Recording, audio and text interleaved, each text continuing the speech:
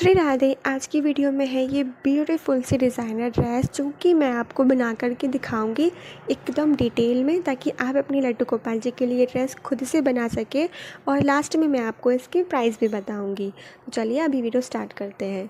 तो यहाँ पर सबसे पहले मैंने इस तरह की पेस्टिंग बुकरम ली है। इसकी दो साइड होती है, एक वाली शाइनिंग साइड है और एक रफ साइड है।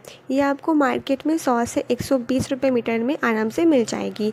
यही वाली बुकरम ज़्यादा से ज़्यादातर ड्रेस में यूज़ होती है। तो यहाँ मैंने इसकी जो साइज़ ली है वो 11 इंच ली है। 11 इंच का स्क्वायर का पीस लिया है। इसे मैं इस तरीके से फ़ोल्ड करूँगी। बेसिकली मैं यहाँ पे 6 नंबर खाना के लिए ड्रेस बना रही हूँ, तो मैंने यहाँ पे 11 इंच का डायमीटर लेना है। अब सबसे पहले मैंने आपको इसको इस तरीके से 2 बार फ़ोल्ड किया। अब देखिए, अब हम इस पर मार्किंग करेंगे डायमीटर कट करने के लिए। कैसे मार्क करेंगे?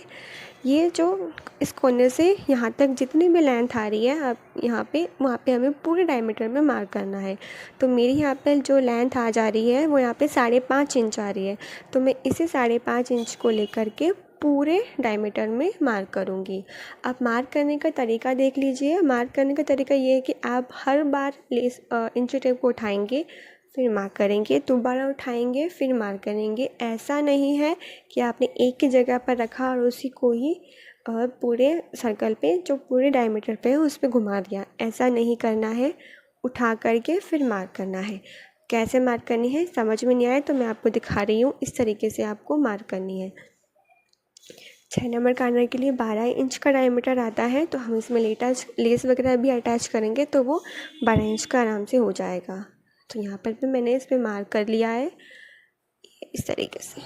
तो ये तो हो गई है हमारी डायमीटर की मार्किंग। अभी कमर की मार्किंग बची हुई है।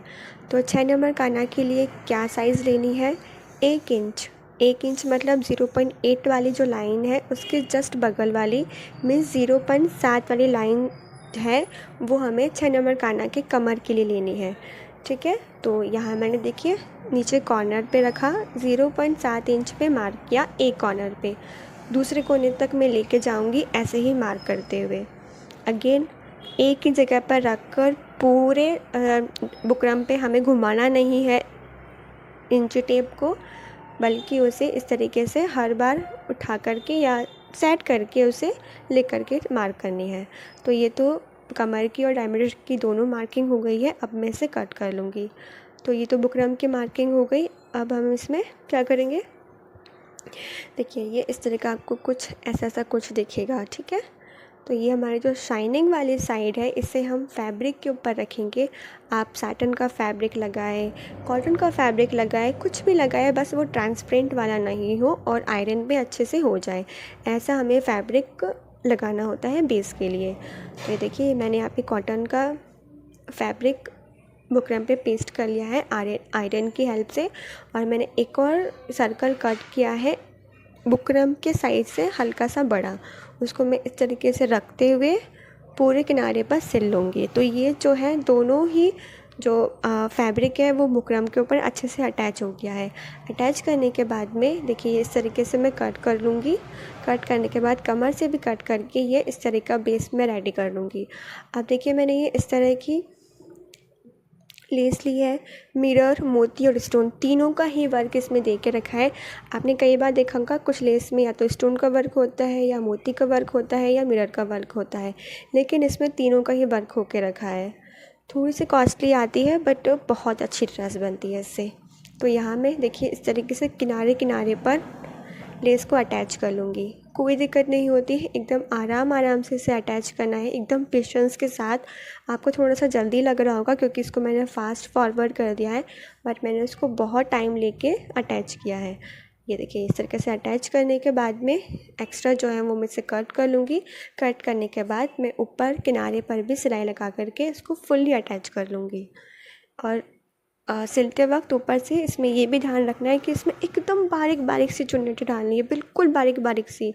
ऐसा ना लगे कि आपने इसमें कुछ मोटी मोटी चुन्नटें डाली है। ऐसा नहीं, देखिए एकदम बारीक बारीक सी इसमें फ्रिल हमें डालनी है। ठीक है, आप जैसे जैसे इसमें सिलाई लगाते जाएंगे वैसे वैसे उसमें चुन्नटें खुद ब खुद ही ढल जाएगी, कोई दिक्कत नहीं होगी। बस आप इसको किसी टूल की हेल्प से सेट कर लेंगे। तो ये मैंने यहाँ पर बस ऐड कर लिया और ये मेरी सिलाई लग गई। ये देखिए इस तरीके से हो गया। अब देखिए ये मैंने फैब्रिक लिया है, ये जो जिम्मी चू वाला फैब्रिक बोलते हैं शायद, ये वो वाला फैब्रिक है और इसके ऊपर जरी और सीक्वेंस का एम्ब्रॉयडरी होके रखी है। तो इसकी जो मैंने चौड़ाई ली है वो मैंने यहाँ पे 7 इंच ली है। 7 इंच मैंने क्यों ली है, क्योंकि जो देखिए हमारी जो बचा हुआ बेस है उसकी जो साइज़ है वो 3 इंच है, ठीक है, 3.5 इंच है। तो इसको मैं डबल करके लगाऊंगी, तो इसलिए मैंने यहाँ पे 7 इंच ली है।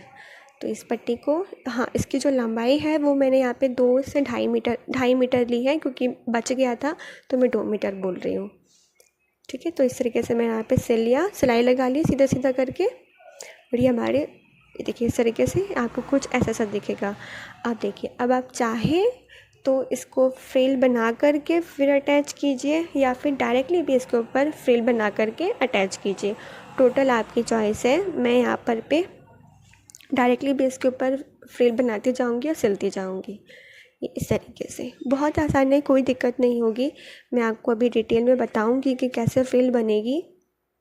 तो पहले मैं यहाँ पे किनारे से इसको सिल लूँगी। ये देखिए मैंने यहाँ पे सिल लिया, सुई हमारी अंदर चली गई और हमने इस बेस को मूव किया। अब देखिए, ये सबसे पहले मैंने एक प्लेट को उठाया, 1 इंच की मैंने चौड़ाई के लगभग की मैंने पट्टी उठाई और इस तरीके से मैंने 3 प्लेट्स बनाई है, ठीक है। 3 प्लेट्स बना करके बेस को हल्का सा मूव किया और 3 सिलाई लगा दी, 2 से 3। सुई हमारी अंदर चली गई, फ्रिल को थोड़ा बहुत सेट किया और सेट करने के बाद वही मैंने एक प्लेट ढाली, इसको किसी टूल की हेल्प से थोड़ा सा अंदर डाला मतलब, और दूसरी मैंने प्लेट ढाली और ऐसे ही मैं यहाँ पे 2 से 3 प्लेट डालूँगी। तो उसके बाद ये देखिए, ये फिंगर की हेल्प से इस तरीके से मैंने उसको फिक्स किया और यहाँ पे मैंने इसे सिल दिया। सिलने के बाद अगेन वही प्रोसेस हमें रिपीट करना है। प्लेट्स डालेंगे 2-3, फिंगर की हेल्प से इसको इस तरीके से डायमीटर को हल्का हल्का मूव भी करना है। अगर मूव नहीं करेंगे तो प्लेट्स ठीक से ढल नहीं पाएगी और फिनिशिंग भी नहीं आएगी। तो हर बार हर एक 2-3 प्लेट के बाद में डायमीटर को मूव करना है। फिंगर की हेल्प से या टूल की हेल्प से प्लेट्स को एडजस्ट करते हुए, सेट करते हुए सिलाई लगा देनी है। इसी प्रोसेस को रिपीट करते हुए पूरे बेस पे मैं इसे फ्रिल अटैच कर लूँगी। थोड़ा सा फास्ट फॉरवर्ड कर दे रही हूँ अब मैं, ताकि आपका टाइम वेस्ट ना हो और आपको समझ में भी आ जाए। फिर भी अगर आपको कुछ समझ में ना आए, कुछ डाउट हो, तो कमेंट बॉक्स में कमेंट कर दीजिएगा, मैं आपको समझाने की पूरी कोशिश करूँगी। ये देखिए ये मैंने यहाँ पे 2 से 3 बार मैंने आपको दिखाया है। अब मैं यहाँ पे फॉरवर्ड कर दे रही हूँ, फास्ट फॉरवर्ड थोड़ा सा कर दे रही हूँ, ठीक है। चलिए मैं आपको इतना करती हूँ, फिर आगे देखते हैं हम क्या करते हैं। एंड गाइस, आपने वीडियो को लाइक कर दिया है और अभी तक आप वीडियो को वॉच कर रहे हैं, तो thank you so much. Literally आपने बहुत बड़ा वाला सपोर्ट दिया है इस वीडियो को। और गाइस, अगर से आप इस ड्रेस को रीसेल करना चाहते हैं या होलसेल में ड्रेस लेना चाहते हैं, तो दिए गए नंबर पर व्हाट्सअप मैसेज करें और अपना ऑर्डर बुक करें। अभी आपको 5 to 10% तक का डिस्काउंट मिल जाएगा आपकी परचेसिंग पर।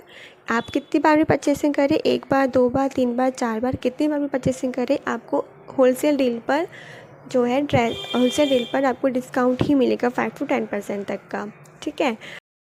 और अगर से आप ड्रेस कलेक्शन विद प्राइस देखना चाहते हैं, तो डिस्क्रिप्शन पे व्हाट्सएप चैनल का लिंक दिया गया है, तो उसे आप ज़रूर से ज्वाइन करें। अब देखिए मैंने यहाँ पे फ्रिल रेडी करके जो एक्स्ट्रा फैब्रिक है वो मैंने कट करके हटा लिया है और अब इस तरह का मैंने गोटा लिया है और इस गोटे को मैं यहाँ किनारे पे अटैच कर रही हूँ, सिल ले रही हूँ। आप गोटा की जगह पर टिश्यू रिबन भी यूज़ कर सकती है या फिर जो पाइपिंग होती है वो भी लगा सकती है, ये टोटल आपकी चॉइस है। तो ऐसे ही मैं सेम दूसरी साइड में भी करूँगी और इसके करने के बाद में हमारी ऑलमोस्ट ड्रेस रेडी है।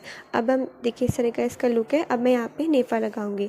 तो नेफ़े के लिए मैंने यहाँ पे सिंपल सीधी पट्टी ली है, 2.5 इंच मैंने इसकी चौड़ाई रखी है और लंबाई आप अपने अकॉर्डिंग रख सकते हैं, 10 इंच 12 इंच जितनी आप चाहें।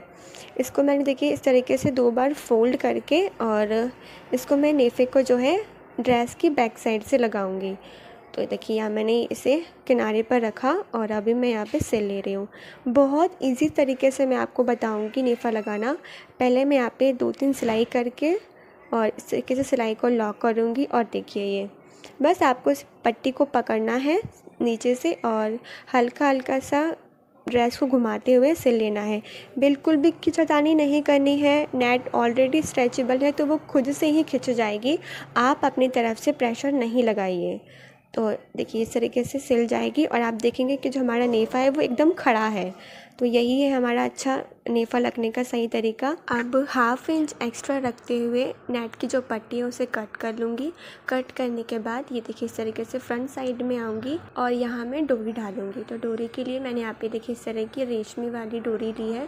इसको मैं देखिए इस तरीके से अंदर के साइड में फ़ोल्ड करके और ये डोरी लगा करके फिर से मैं फ़ोल्ड करूँगी। समझ में आ ही गया होगा आपको। ये देखिए इस तरीके से मैंने फ़ोल्ड किया और अब हम यहाँ पे मैं सिलाई लगा लूँगी। सिलाई लगाते वक्त ध्यान रखनी है कि डोरी के ऊपर सिलाई ना आए और सिलाई को लॉक ज़रूर से करनी है। और ऐसे ही इस तरीके से फ़ोल्ड करते हुए डोरी को अंदर के साइड में एडजस्ट करते हुए सिल लेना है। ऑलमोस्ट ये हमारी ड्रेस ईज़िली बन के रेडी हो जाएगी, ठीक है। और एकदम डिज़ाइनर ड्रेस रेडी हुई है। हमने कोई इसमें 1500 का खर्चा नहीं किया है, सिर्फ हमने लेस यूज़ की है और एक फैब्रिक यूज़ किया है, ठीक है। तो ये देखिए इस तरीके से मैंने इसको कम्प्लीटली लास्ट में 2-3 बार सिल करके मजबूत कर लिया है। ये कम्प्लीटली हो गई है और आप देखिए इसका फाइनल लुक। और देखिए लास्ट में मैंने किनारे पर ये मैंने एक और लेस अटैच की क्योंकि वो मुझे अच्छी नहीं लग रही थी, तो मैंने लेस अटैच कर ली जिसकी वजह से जो उसका डायमीटर है वो भी बढ़ गया है। और ये प्यारा सा मुकुट बनाया हुआ है। मुकुट की फिनिशिंग आप देखिए ये भी हाथ से ही बना हुआ है, तो फिनिशिंग तो बेस्ट आएगी ही। तो ये ड्रेस जाएगी 480 रुपीज़ की 6 नंबर काना के लिए। ऐसे ही और ड्रेस कलेक्शन देखने के लिए चैनल को सब्सक्राइब कीजिए और व्हाट्सएप चैनल को भी ज्वाइन कीजिए। श्री राधे।